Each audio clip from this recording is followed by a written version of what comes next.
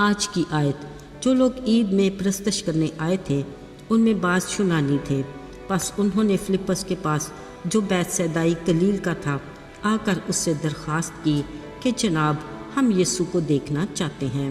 یوحنا 12 باب 20 اور 21 آیت۔ عزیزو، یسوع مسیح کی زمینی خدمت کے آخری ایام میں، یعنی اس کی مصلوبیت کے کچھ روز پہلے کا واقعہ ہے کہ عید فصح میں آئے کچھ لوگوں کے ساتھ چند یونانی لوگ بھی تھے۔ یہ یسوع کو ملنے کی غرض سے اسے تلاش کرتے ہوئے یسوع کے شاگردوں کے پاس آئے۔ پھر فلپس جو بیت سیدہ گلیل کا تھا اس کے پاس آ کر درخواست کرنے لگے کہ جناب ہم یسوع کو دیکھنا چاہتے ہیں۔ جب فلپس نے یونانیوں کو دیکھا جو یسوع کو ملنے کی خواہش کا اظہار کر رہے تھے تو وہ گھبرا سا گیا۔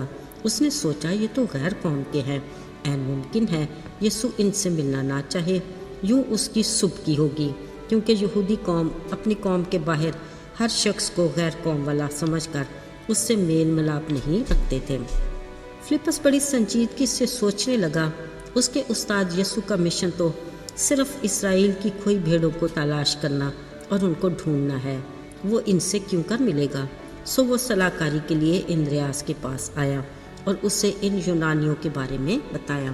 عزیزو، فلپس خوش تھا کہ اندریاس دیگر کچھ شاگردوں کی طرح تعصب پرست نہیں، سو وہ دونوں یسوع سے ملنے کے خواہش مند یونانیوں کو اپنے استاد یسوع سے ملوانے کو لے گئے۔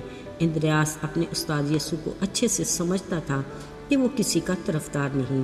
اسے یہ بھی یاد تھا کہ یسوع نے اپنی تعلیم کے دوران اکثر یہ کہا کہ انجیل کی خوشخبری کا پیغام کل جہان کے لیے ہے۔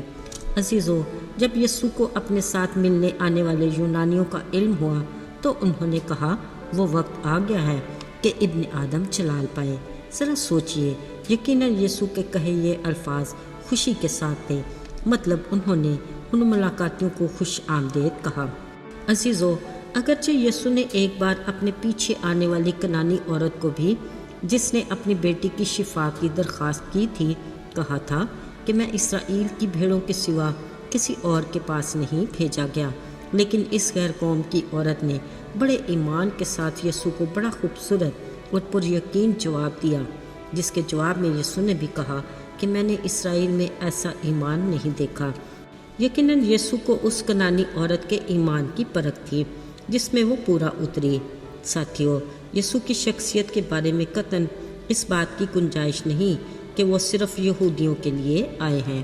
عزیزو، آپ کو یاد ہوگا جب یسوع نے اپنی زمینی خدمت کو شروع کیا، یوحنا بپتسمہ دینے والے نے یسوع کو دیکھتے ہوئے یسایہ نبی کی کون سی پیشن گوئی کا حوالہ دیا؟ ہاں، یہ کہ دیکھو یہ خدا کا برا ہے جو دنیا کے گناہ اٹھا لے جاتا ہے۔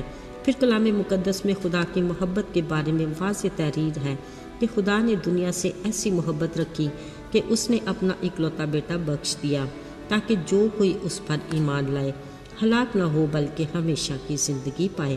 یہ بات یقینی ہے کہ اس نے کل جہان کے گناہ گاروں کے لیے اپنی جان کی قربانی دی، جس میں ہم غیر قوم والے بھی شامل ہیں۔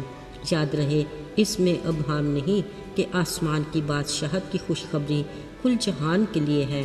یسوع نے اس بات کو ایک تمثیل میں بڑی صفائی اور خوبصورتی سے بیان کیا کہ ایک بادشاہ نے بیٹے کی شادی میں اپنے مہمانوں کو بلایا، مگر عین وقت پر کوئی بھی نہ آیا، سو اس نے اپنے نوکروں سے کہا، خیر، بلائے ہوئے اس قابل نہیں، سو تم بازاروں، چوکوں اور چوراہوں میں جاؤ اور جو ملے ضیافت میں لے آؤ۔ عزیزو، اس تمثیل سے واضح ہو جاتا ہے کہ بلائے ہوئے خاص مہمان تو بہت سے ہیں مگر برگزیدہ تھوڑے ہی ٹھہرے۔ عزیزو، اگر آج کوئی ہمیں آ کر یہ کہے کہ جناب ہم یسوع کو دیکھنا چاہتے ہیں، تو ذرا سوچے ہمارا کیا جواب اور مسیح کے پاس لانے میں کیا کردار ہوگا؟ کیا ہم فلپس کی طرح شکوک و شبہات میں پڑ جائیں گے، یا اندریاس کی طرح یقینی طور پر ہم کہہ سکتے ہیں کہ میرا خدا کسی کا طرفدار نہیں، اس کا پیار سب کے لیے اور اس کے بیٹے یسوع کا کفارہ کل عالم کے لیے ہے؟ یاد رہے، اندریاس اپنے بھائی سے پہلے یسوع کو ملا اور پھر اپنے بھائی شمعون پطرس کو یسوع سے متعارف کروایا۔ اندریاس کے بارے میں یہ کہا جاتا ہے کہ وہ غیر یہودیوں کے لیے پہلا مشنری تھا۔ اس نے اگرچہ گواہی کا کام اپنے گھر سے شروع کیا، مگر اس نے اس خدمت کو صرف گھر تک محدود نہیں رکھا۔ اسی طرح ارشاد اعظم کے پرچار کا تقاضا یہ ہے کہ ہم کلیسیا کے عالمی بشارت کے کام میں حصہ لیں۔